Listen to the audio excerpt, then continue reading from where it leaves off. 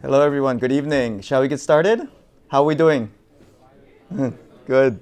My name is Dr. Won Kim, and welcome to this conference called Metaverse, Gaming, and Blockchain, how it's progressing.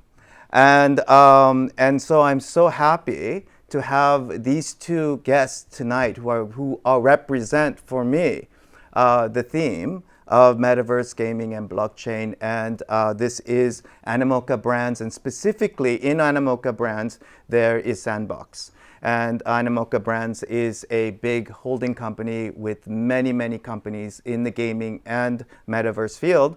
And among them, Sandbox for me Sandbox is the largest.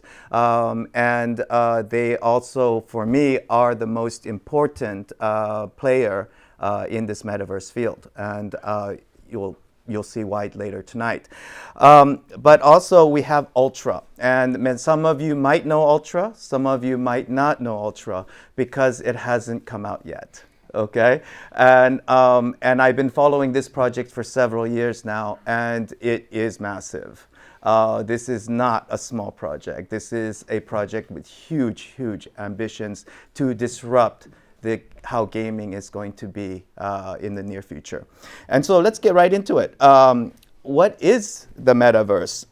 And so I know that some of you still have some of these questions, like, so when I ask my students, I get these big, round, starry eyes, like, I don't know what the Metaverse is, right? So it's quite broad. One can say the internet is the Metaverse. So we are already in a Metaverse. Like every time we go to the internet, it's a Metaverse, right? Except that right now, the way we experience the internet is 2D. Okay, so imagine the internet in 3D, where it represents our physical world right now, except it's in the internet. And some people say that that's the 4D universe. Now, this gets a little trippy to understand what is the fourth dimension, but simply put, we can walk through walls. We can go through one place to another instantly, and it's not just data that we see. It looks like a physical manifestation, and we can even have sensorial experiences that can traverse instantly different spaces. And so what some might say that is the fourth dimension. And so, yes, we are, that kind of world right now already exists. It's just that it's a very small microsphere, one might say. It's just the very, very beginning of this. And this is why it is so exciting, this conference, because yes, this is not new. This has been building for a long, long, long time. And it's just that right now, it is on the verge of mass adoption, and that it makes the big difference. And I think that is why we have such a large turnout here tonight. And by the way, thank you for coming. This is such I told my speakers, this is like a rock concert, right? Because of the demand and the interest that we have, which is kind of representative of what's going on. And for those of you still don't know that there are two kinds of metaverses. There is the virtual reality, and there is the augmented reality. And to simply put, the augmented reality is just what you see right now, how you experience the physical world, and the digital is mapped onto it. And that is not like the virtual world where you're completely 100% immersed in a digital, in a synthetic digital sphere. And what's interesting is that augmented reality is very, very challenging, but at the same time, even easier on one hand. So for example, Pokemon Go is augmented reality. And so we have augmented reality, and we've been having augmented reality. And if you look at your profile pictures on Snapchat and whatnot, you can put augmented reality stuff. It's already here, okay? And if you can make yourself look like a supermodel, okay, instantly, yeah, that's augmented reality. And so augmented reality on one hand has already been here for a long time, except the kind of augmented reality that is a lot more immersive, that really interacts with in real time. This is already here with things like Microsoft HoloLens, and except there are challenges to putting it out for mass adoption. And that might be some privacy concerns, especially privacy concerns, right? But yet with the adoption of the virtual reality, which is beginning to have this mass adoption, I believe that the privacy concerns will be a lot more alleviated, and we will have much more, the public will be at a lot more ease for augmented reality. And we can see that all the big companies, Microsoft, Google, Apple, are all preparing either both the augmented and virtual reality spaces. Now, just to talk about the market segment that we're talking about a $269 billion sphere by 2024. And, Wall Street thinks that this is $1 trillion space. So we're not talking something like child's play. We're talking a real serious industry that will affect most everyone in the near future. Okay, so this is something that whether or not, it's kind of like the internet, you will not be able to avoid. Okay, so somehow we'll be affected by it. Now, the metaverse ecosystem as we see it now, okay, and so some of you might not know, but there's been a lot of activity happening. And so this is right now, not all of the projects, these are just some of the projects that are metaverse related into the ecosystem. But most of us probably never heard of many of these projects until Facebook. Okay, so Facebook recently announced that they changed their name to Meta. And this is not just a publicity stunt on Facebook's part, because Zuckerberg really has been developing and he believed in this since I would say since very beginning, actually. And so this is why he purchased Oculus, the company. And because his vision really is to create a 3D internet, and where we can work in. And so those of you, especially during the pandemic, have witnessed the limitations of working with Zoom. Especially as a professor, all I see is a bunch of logos, and you talk, and it's like me talking into a void sometimes. And this will be a lot more alleviated by having avatars even represent people in your space. And so this will be very, very interesting to see how the workspace will evolve. And there is a demand for it, especially if you worked with Zoom, you know the demand. And of course, will that eliminate Zoom? I don't think so. I just think that Zoom will be put into the metaverse. That's it. And so we can see it as the extension. Now, so this is why will be such a big space, and Microsoft has a whole network already built out for this infrastructure being built out called the Microsoft Mesh, and this, if you see the HoloLens here, this is actually augmented reality. And this augmented reality technology is quite complicated. All right, so it's very, very the computing power that's required in such a small amount of space is one of the limiting factors. But right now we are approaching the point where this is going to be very possible. And so what I'm looking forward to are the product launches that are going to happen sometime in the near future by Apple. And this we know that Apple is brewing something. They just haven't made the big announcement yet. And so now the metaverse, is it going to be just Facebook is going to have their metaverse, and Google is going to have their metaverse, and Microsoft is going to have their metaverse? Yes, but are they going to collaborate? Probably. Microsoft is collaborating probably with Facebook to create something in between where there's a workspace, and because there's a mutual benefit in this. And so you can see here from this picture how we will evolve just to give in the next steps in terms of Zoom conferences or Teams conferences.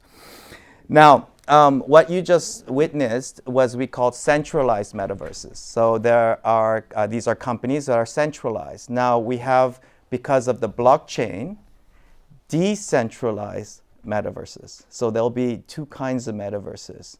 And the decentralized metaverses, an example of this is Sandbox. Actually, I would say the biggest example would be Sandbox. And so what's the difference? The difference is that in a decentralized metaverse where we have the blockchain, you own your own data. Okay, you are in control of your own assets. The privacy rights will be under your property and control. And so this is a very, very important aspect. And this is also, so the concept of those people who might say, okay, why do we need the blockchain, right? What's the point?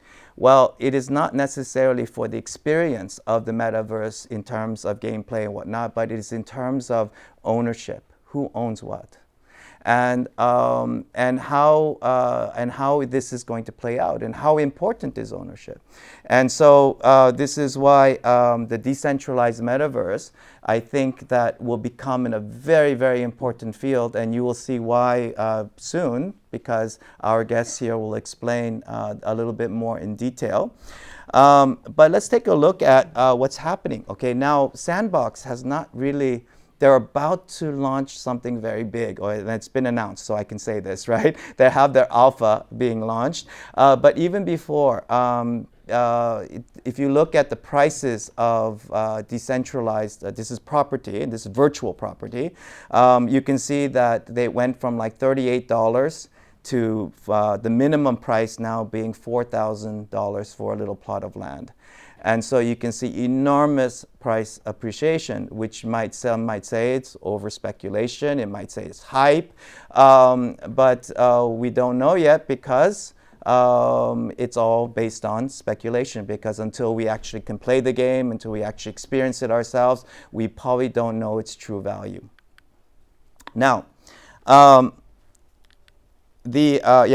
if you look here, the minimum price of land was $4,000, okay?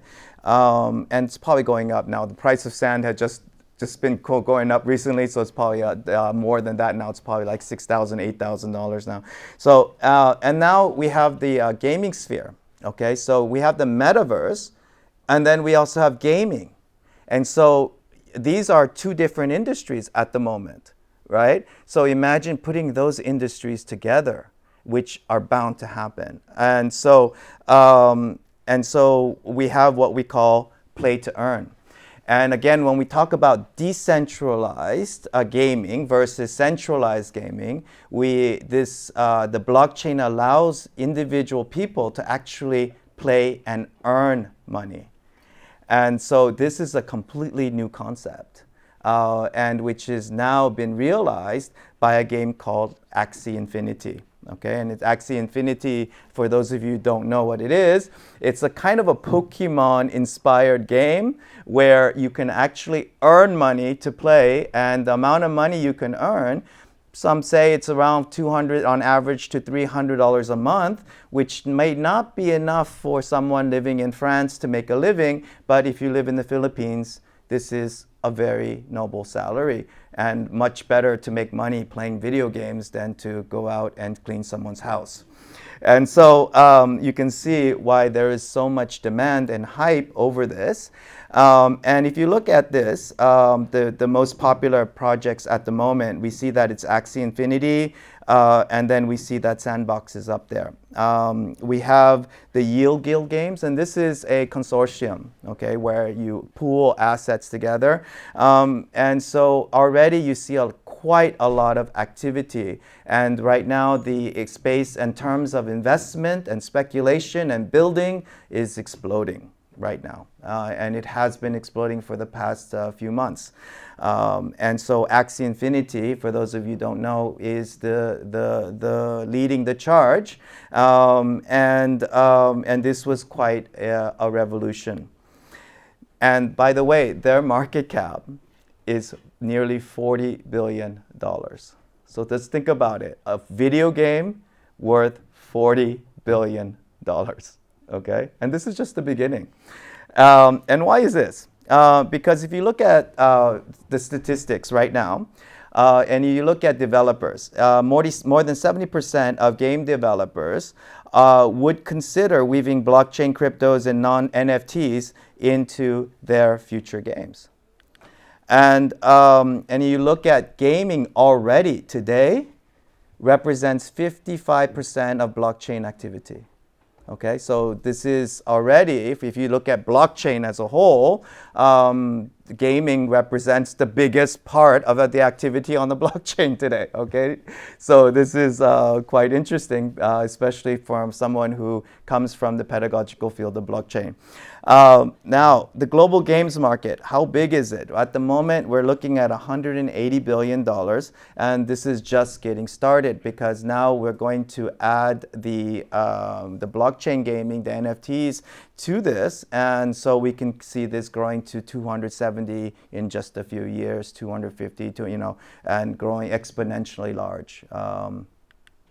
And so, now what is interesting is that how many of us really know how many people in the world play video games? Anyone? 2.7 billion people.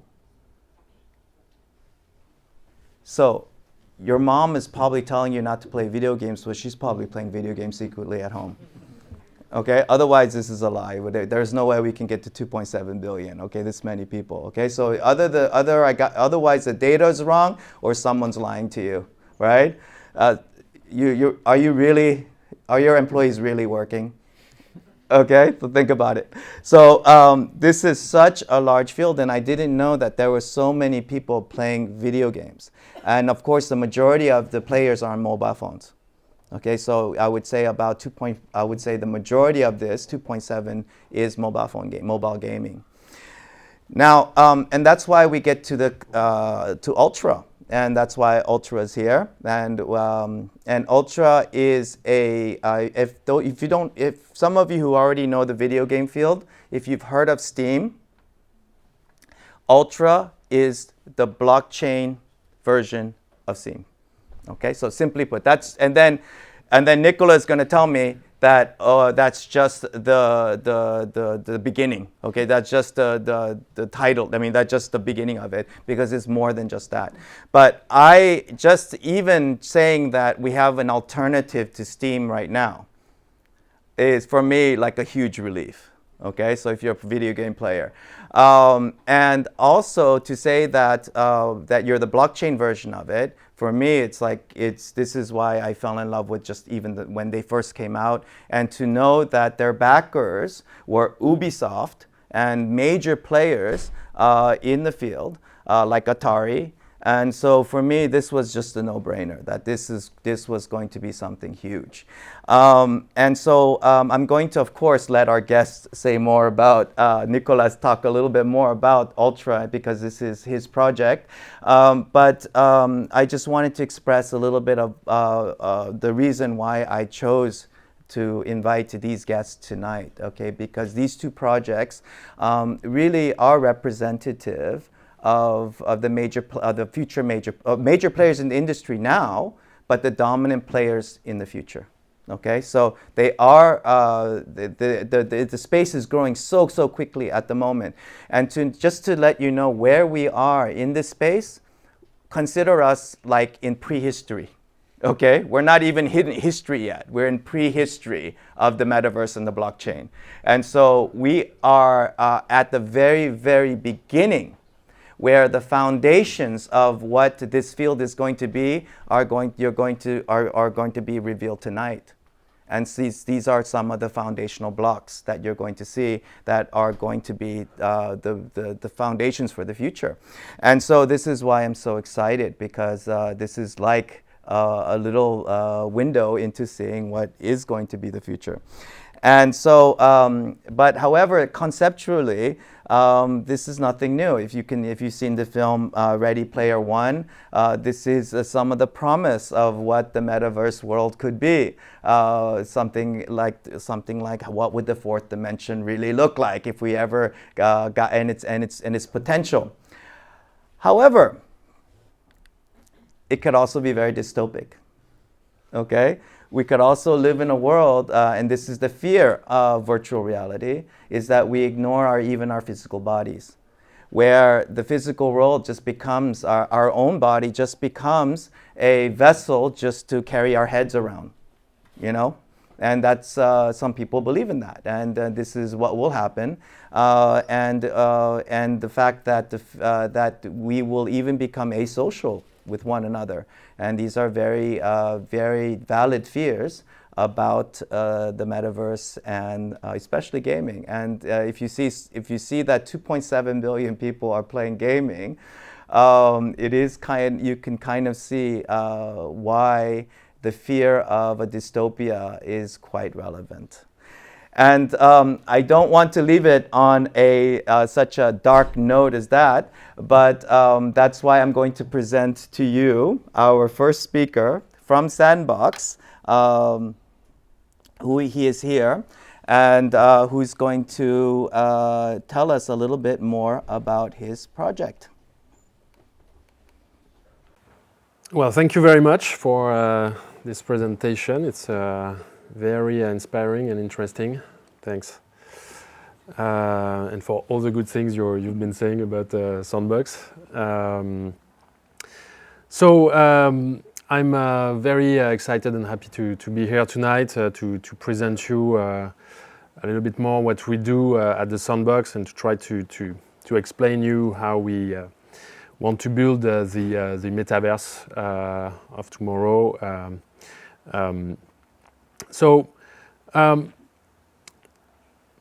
First thing is that we really believe at the Sandbox that the metaverse and NFTs are paving the way to the future of gaming. So I will try first to maybe give our vision of the metaverse at the Sandbox. Yeah? Okay. You're used to doing that. So our vision of the metaverse at the Sandbox is a decentralized metaverse, as you said, in opposition to what centralized companies are trying to build today, as you can see with Meta or even with Fortnite or Roblox. We believe in a decentralized metaverse, and I will explain a little bit more what we mean by decentralized. The metaverse is, for us, it's an online. Yeah. Thank you. The metaverse for us is an online digital parallel universe where you, as users, can participate in a multiplicity of more social, immersive, and engaging social worlds through a 3D avatar that is a representation of yourself. At the Sandbox, we believe that the metaverse will be built 99% by user-generated content. We believe that users will be the one creating the metaverse. The remaining 1% will be built by brands or IPs who will bring culture and bridge the gap between the physical and the virtual world. Users are more likely to be attracted by brands that they are familiar with, and this will define their first social interactions. However, the Sandbox has something unique to offer, and this is that it enables users to create their own games and their own experiences using our tools, because we have a game creation tool called the Game Maker, where you don't need to know how to code to create games. So anyone can create a game and will be able to share it and have other users experience it. And we also have another tool that allows creators to create their own 3D assets in voxel in a very easy way. So we are pushing for an open metaverse where users not only make their own NFTs, but also import them from any other collection and interact with them. This new kind of experience will allow users to own assets to own their creations, to socialize, to play, to monetize their own creation, and even to earn as players, referring to the play-to-earn emerging economic models that you were mentioning before. We are leveraging blockchain as an infrastructure to support true ownership of digital assets. All contents in the sandbox are NFTs. Like everything you will see in a game, a character, a dragon, a castle, it will be an NFT and it can be created by anyone and owned by anyone. And we contributed as co-creators of the ESCE 1155 standard.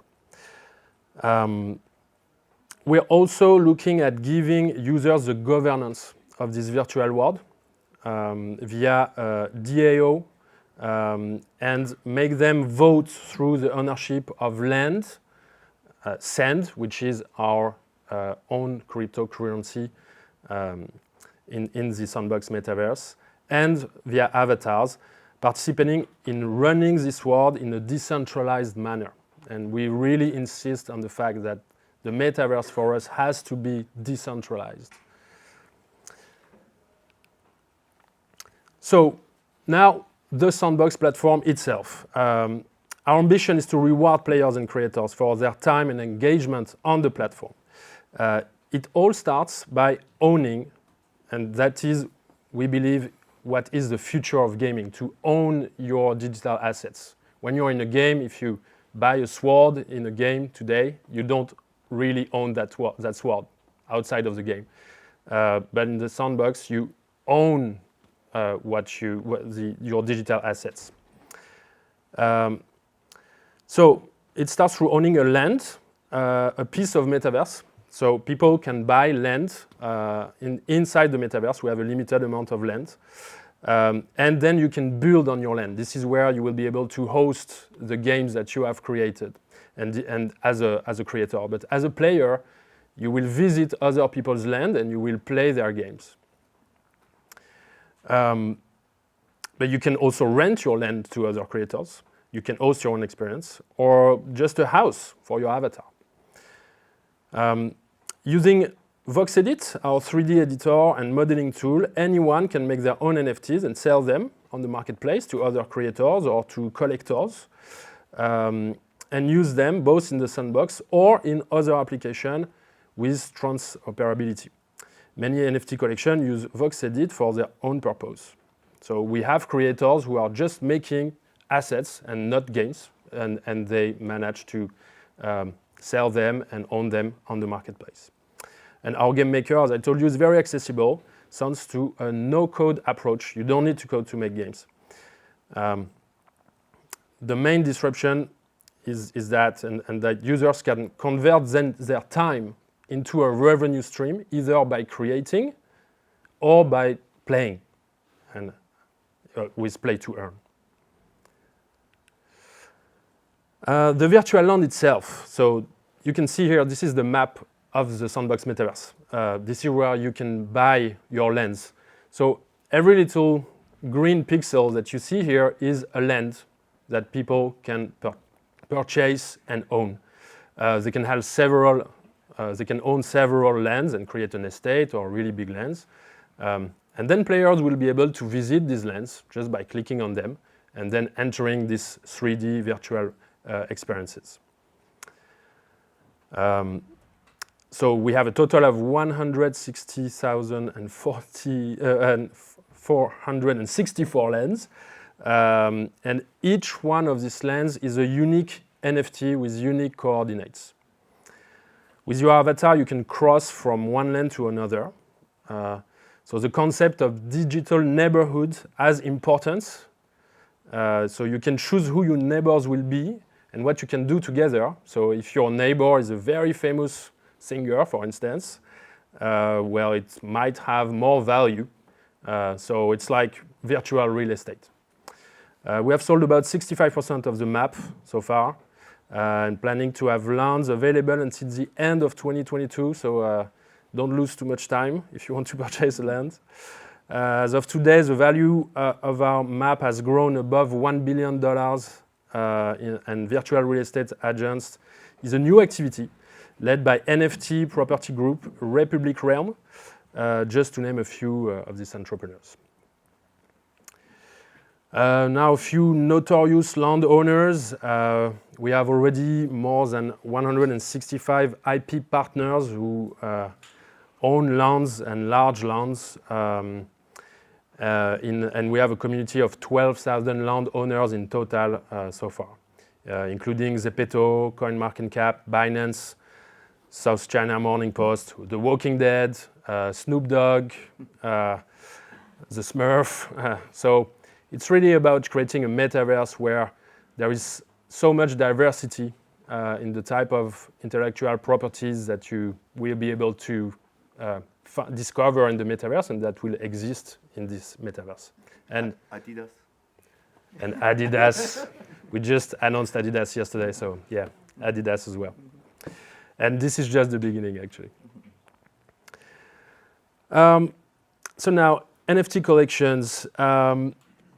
Many NFT communities are also thriving through the Sandbox metaverse. As we add utility to their characters and content through our game maker. So it means the NFTs will have more and more utility value as when we build experiences and people will be able to do things in the metaverse with their assets. So to their characters, to their content, to the game maker. They can build environment, worlds, social hubs, stories together as a community. Some of the most popular communities include Bored Ape Yacht Club, as some of you might know, Cyberkongs, Tools of Rock, Gutter Cat Gang, Voxodeus, etc. And we're working on including more and more of them.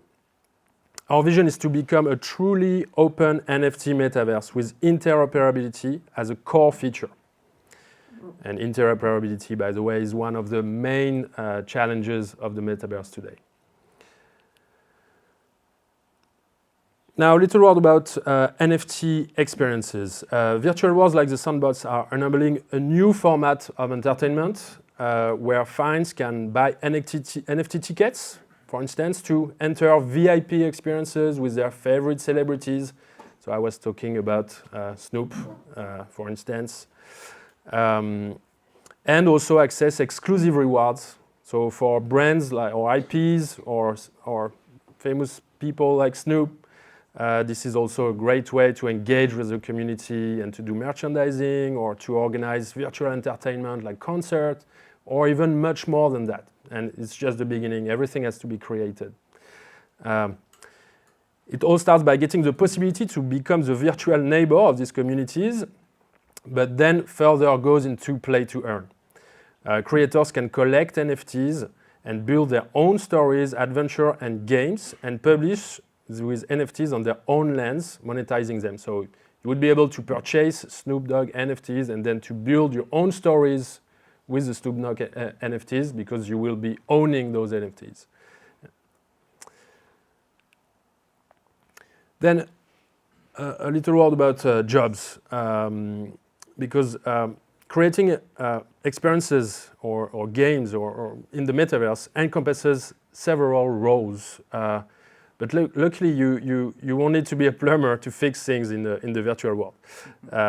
From the virtual real estate agent, who can help you find the right spot for your home, to the architect, who will plan the design of your land, exteriors and interior designers, who will add great decoration and life, game designers who will help you create games for your lands. You can already see all the possibilities, all the jobs that will be created inside the metaverse. But once it's built, it's not yet over, as you need to animate and to keep this place cozy, welcoming, engaging. You want a lot of people to enter your experience because you might also want to monetize it. So that's why you will need hosts, community managers. Like right now in the Sandbox, we already have community managers who are people who their job is really to be present in the metaverse and to animate the metaverse. You can also put up virtual shows, performances, exhibitions, etc. Players will then come and try to complete the quest you've put out and buy the NFTs you exhibit in your land, generating commerce and transaction by displaying in context game content. It can develop even further with coaches, curators for virtual exhibition of NFTs, ticket resellers, and more. And this is just the beginning again.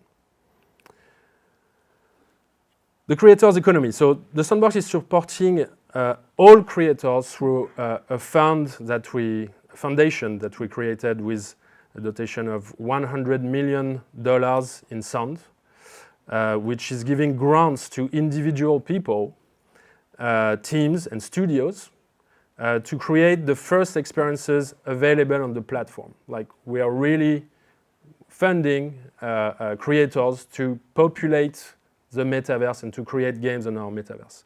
Today we have more than 55 studios, 30,000 artists who are making assets and creators, and this number is growing every day. So our foundation mission is to help our ecosystem thrive and support all initiatives, developing a whole economy from landowners to players that will transform into long-term career opportunities and successful personal development. So today, any creator who wants to create a game, create assets, etc., can contact the Game Maker Fund at the Sandbox, send us a game design document, and try to apply for a grant where we will fund the creation of their game, like a publisher would do, except this creator will keep 95% of their revenues when they start monetizing the game. So we don't take, we take only 5%, but we do that just on every transaction in the metaverse. It's not a revenue share. They keep 95% of their creation. And for having been working in the game industry for a while now, I can tell you that when you're looking for a publisher today, this kind of deal doesn't exist anywhere else on the market today.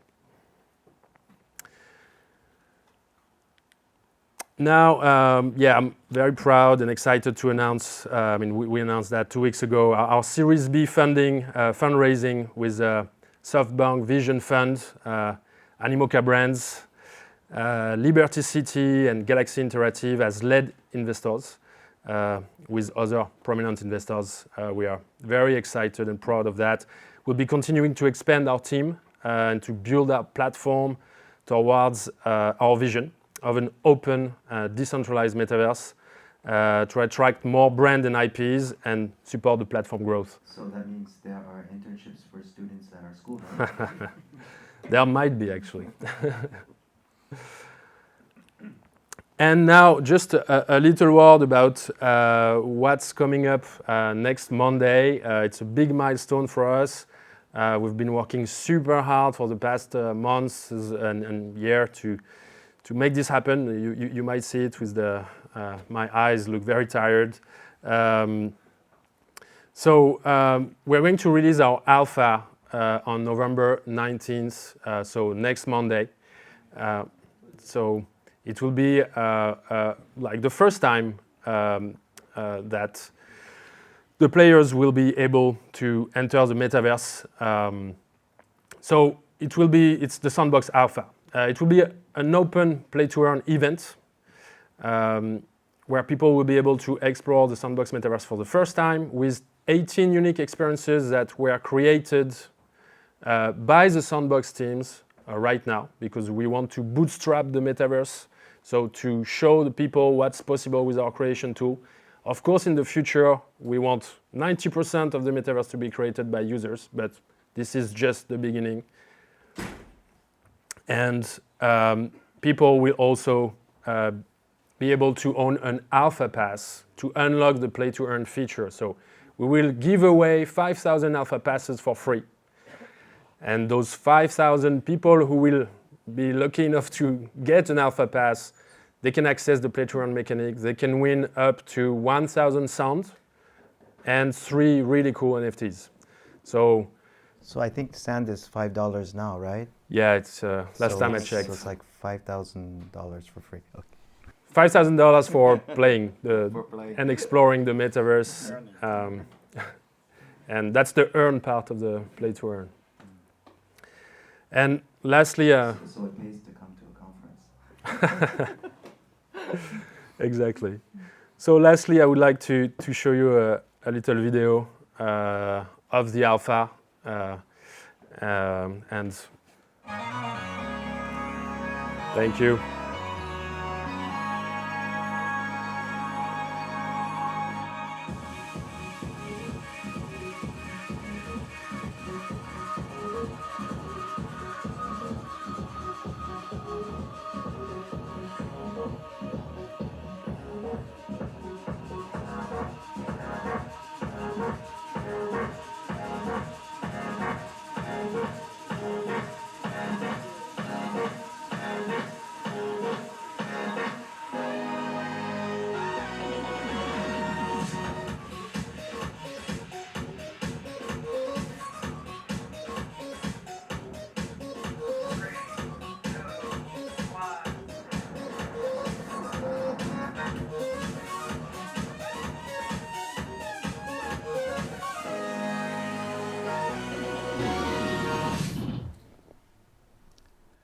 Thank you.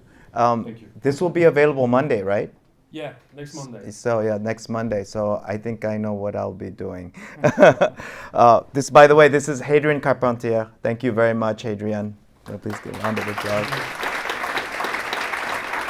From Sandbox.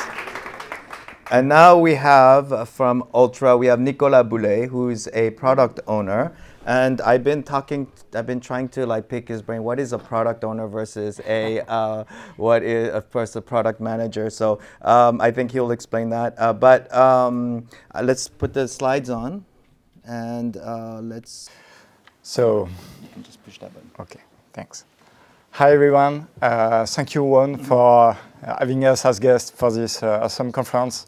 I'm thrilled to see the enthusiasm in the gaming and blockchain industry.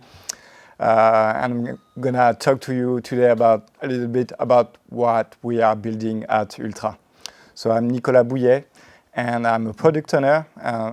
Very quickly, a product owner is basically owning the functional side of things and working with engineers team to deliver the actual product. And that's been my job for 2 years now at ULTRA. By the way, when did ULTRA really start? Because I heard about ULTRA 18 months ago.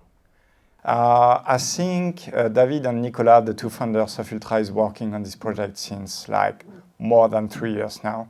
Wow. And it really got into the production level more than 2 years ago now. So before talking to you about what ULTRA is actually building, I want to come on this question. I know that both Juan and Hadrien already gave some answers, but gaming and blockchain, why? You've probably heard about blockchain already, like it's decentralized, true ownership, NFTs. Probably you heard about smart contract as well. But we can already play games. So what the heck? Why do we need the blockchain within the gaming?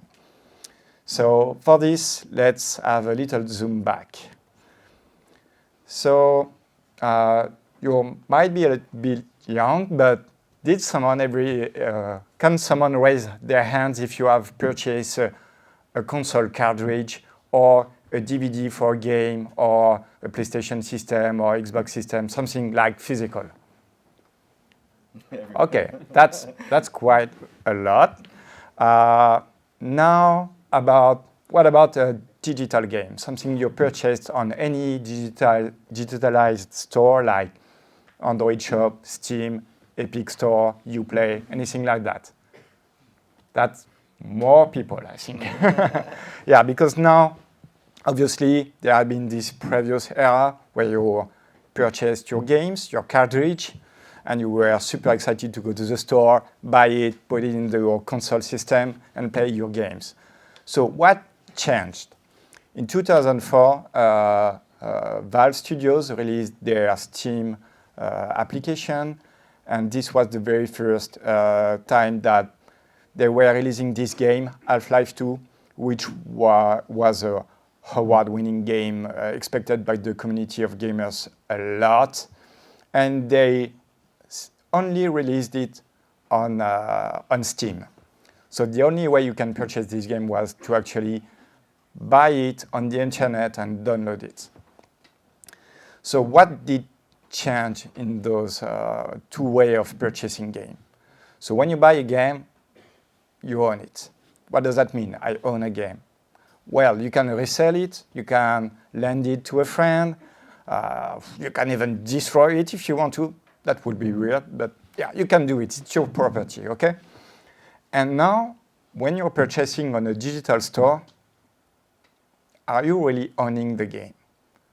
Truth is, you aren't. You are just buying a license that allows you to play a game on certain conditions, your usual user agreement whenever you purchase a game. And that's a big difference. So what does the blockchain have to do with this? We mentioned it a lot already, true ownership. Whenever you buy a game that would be an NFT, for example, you really own that NFT, meaning that it's on your wallet, it's yours. You can do whatever you want with it. You can resell it, you can rent it maybe, you can do a lot of stuff. So this digital asset that has value for you, that allows you to play a game, it's your own, and you can do whatever you want with it. But that's only scratching the surface of things. NFTs, they could be any digital asset of value, meaning that whatever you do in a game, owning gems, gold, or a sword, or a piece of land, like in the Sandbox, for example, it has a value. It is a unique digital asset that has value to you. So the blockchain is a technology that will allow that. So the difference is also the true ownership, and it's trustable. The blockchain is universal. It doesn't belong to a company. It's universal. It's there for everyone. Another thing that will bring the blockchain into the gaming industry is, well, currencies. In game, you have gold, you have diamonds, you have anything like that. It's a currency. It has value in game. The blockchain can handle this. It already does, actually. You have a lot of cryptocurrencies out there. And this brings me to the wallet. The blockchain gives you a wallet, and this is a place where you own things, and it's secured on-chain, and it's really a tough security, actually. So much that people lose their assets because they lose access to this account. That's another problem. But yeah, you have this wallet, and the blockchain is your wallet. Then the blockchain is also cross-platform, meaning that whenever you have something within a game that is an NFT, it's persistent. It belongs to the blockchain. It could be even used within another game, for example, or in other online experiences, digital experiences as well. And Sandbox. Like in Sandbox, for example. And finally, blockchain is highly customizable. There is those smart contracts, maybe you've heard about it. It's really about like programmable piece of code that you can host on-chain and that will develop new features. I mean, any kind of features. It's highly, highly customizable. So when we take all those parameters, the true ownership, the decentralized, the wallet, the security, the payment system, it's pretty obvious that this is really a core component for what would be the gaming and the metaverse in the future. I mean, in the real near future. It's already there, actually. So what is Ultra? Ultra is a company that, first, who knows Ultra in the... Ooh, yeah, that's cool, honestly. Impressive. So for those who know us, you may know us as like a Steam competitor, a game publisher, a game distribution platform that leverages the blockchain. And that would be true, but some kind of understatement as well. So let's zoom a little bit on the gaming industry and especially on its economic models. There has been a lot of innovation in the past decades on how to sell games in a pay-to-play system. There's a lot of them. There are subscriptions, microtransactions for free games, loot boxes, season pass, DLCs, and many more. So this is really heavily focused on pay-to-play system. What we want to do at Ultra is leveraging the enormous amount of talents and different actors that evolve around the gaming industry. Now, in the gaming industry, you have, of course, studios, talented studios, indie studios, big publisher, amazing franchise, but you also have streamers, tournaments, esports, modders, curators, influencers. Everything like that is part of the big gaming industry ecosystem. What we want to do at Ultra is bring all of them, plus gamers, of course, and make them interact in innovating and disrupting ways. That might sound a little bit broad, but I'll give you an example so we can understand what we mean by that. And that's only a tiny piece of the example. Currently, if you release a game as a game publisher that works with a game studio, for example, you want to promote your game. You want people to know that there's this awesome game out there, and you want to bring awareness and engagement toward your potential customers. So there are streamers, for example. And streamers are amazing for the gaming industry because it's a way for gamers to discover games and to find out whether they will like them or not and make a purchase decision based on that. So as a publisher, I could simply send a game to the streamer wallet and telling, we love you to stream about our game. And he just receives a free NFT on its wallet. That's it. That's an instant transaction. That's super easy. He got this game, and now maybe he agreed to stream about it. And he'll do a stream. And then player can watch the stream. So from there, that's the blue lines. There's this audience, and the streamer make his performance. And maybe the streamer is willing to reward NFTs for the audience. Like, hey, I have this NFT because I watched this awesome stream from this YouTuber, for example. And the user can decide to purchase a game. So what's going on there? You just click on a link, you purchase a game using credit card or crypto assets, whatever, and instantly the streamer gets a share for this single transaction. It's not like, hey, we'll be giving you some money later on. It's like someone paid, you get a share, and obviously the publisher gets his share as well, and the platform distribution, which would be Ultra in this example, get a share as well. This is instant. This is direct. So whenever you do a stream and people buy games, you earn a share of every sales for these games. And that benefits everyone. So now this player has a game, he can play the game, and probably earn some NFTs as well. Or he gets rewarded for playing. Or he will unlock an achievement that will reward him with a special NFT. And if he's the first one to have this achievement, maybe he gets a very, very unique special NFT. That might be worth something. And he can resell the game because he finished it and just want some money to buy another game, or he can sell the NFT or whatever he wants. That's what allows the whole blockchain ecosystem, and that's the ecosystem we are building at Ultra.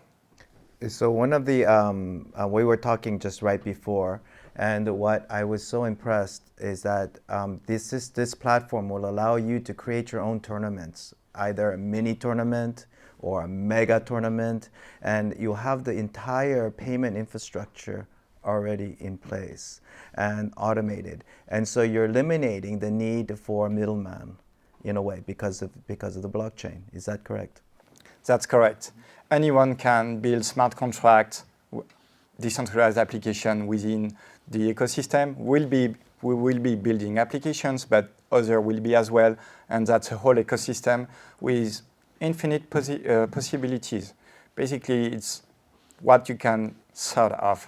And we are just scratching the surface right now. Yeah, and so you can imagine in that tournament, you can have a Twitch, instead of having a Twitch commentary, and if you look at how Twitch is compensating, which is 50%, here you have maybe like 95%, and because you don't have a middleman taking the cut. And so you can have the commentaries making most of the money that they make for their own show. And so you can see the efficiencies that this platform can bring compared to what exists today. And the good thing, everything is super transparent. Everything that is using smart contract can be audited. So if you cannot read code, someone will read the code and tell you, those guys are serious. And this is what's amazing about blockchain. We're not in an opaque system anymore. We are in an open system. So let me just show you how it works. Currently, blockchains are complicated. To just make one transaction on chain, you have to create a wallet. And creating wallet, you need to remember your mnemonic phrase. If you lose it, it's on you. Too bad.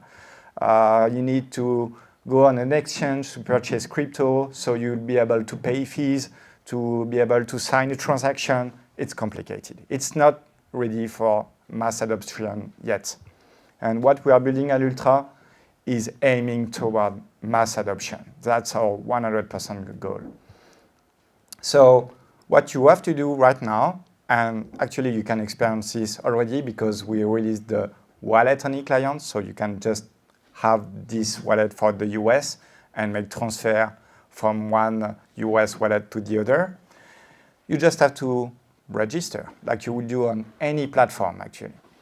And whenever you're registered, that's it. You have a blockchain account. Here it is, free. And whenever it's free and you have it, that's ready. You can sign any transactions. And when you sign a transaction, there is no fee. You just sign a transaction, it's instant. That's what we aim for, mass adoption, and that's what the blockchain should be in the future.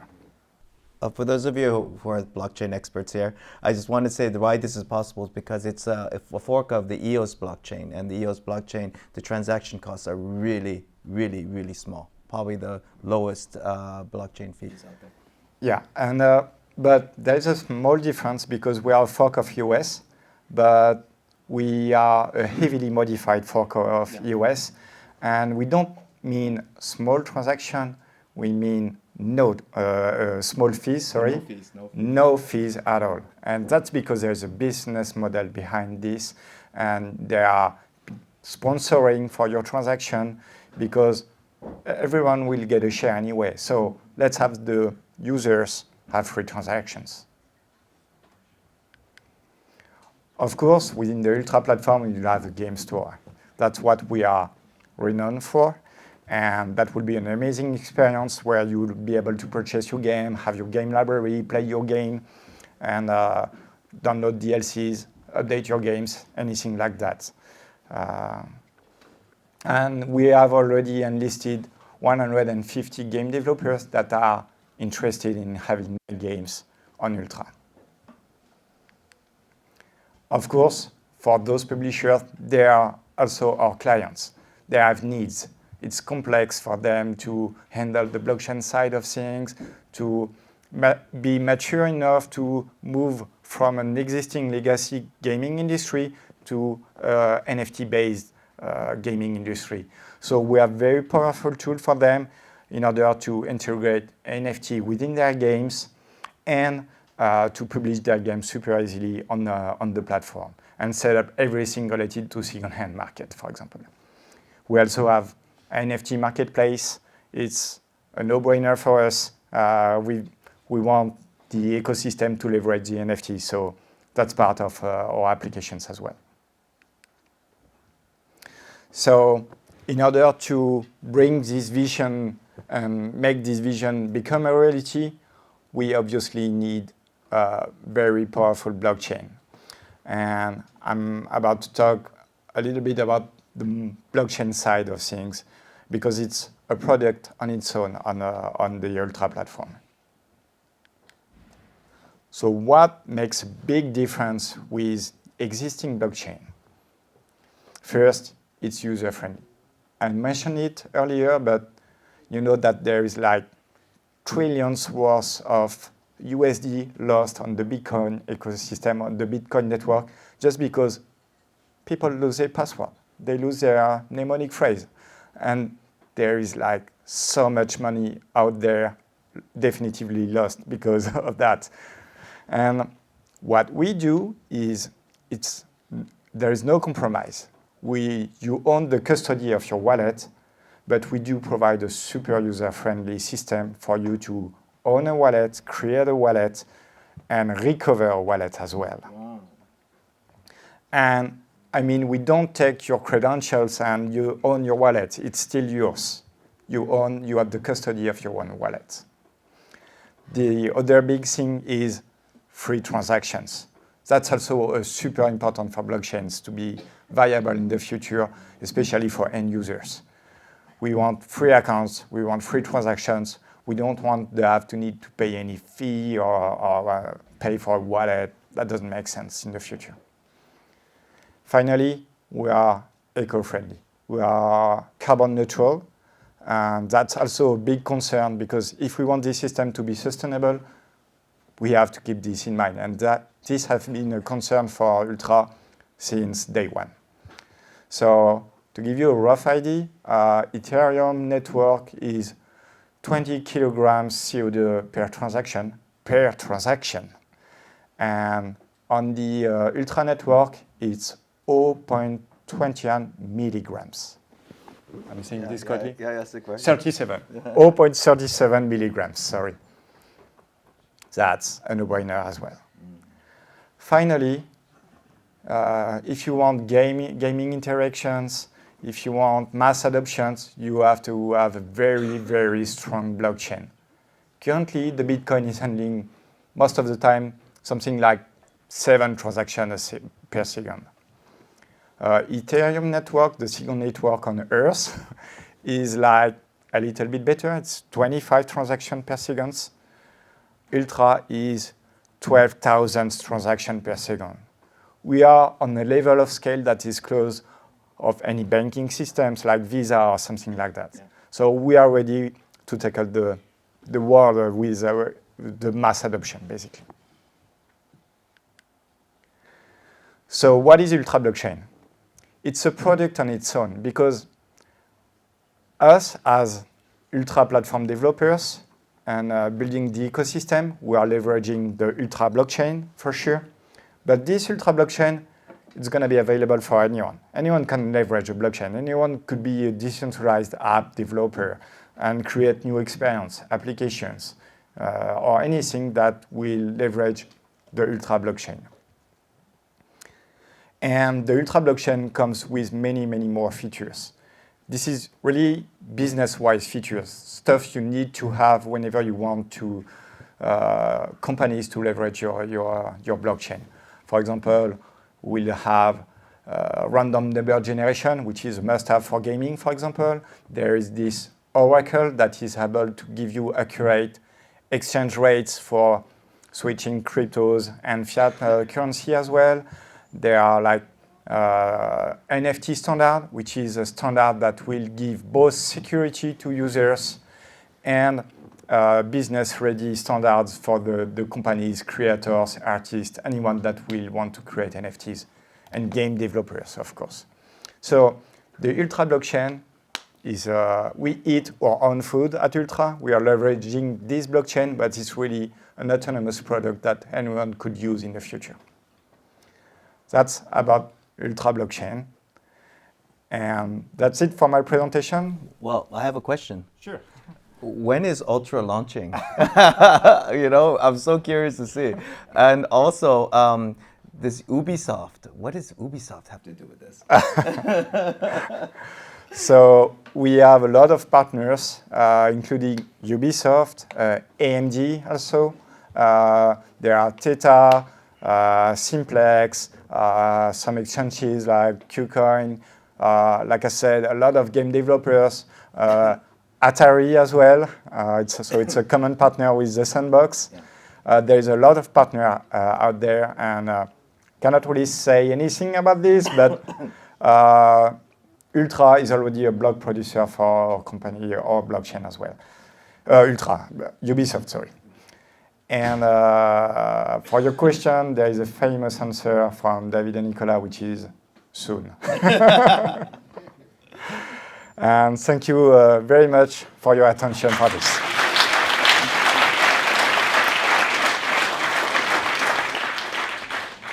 We will open the floor now because this is a conference where your input is very valuable in your questions, and we have two people who will circulate the microphone. And so if you have questions, yes, let's answer. Can you pass the mic here?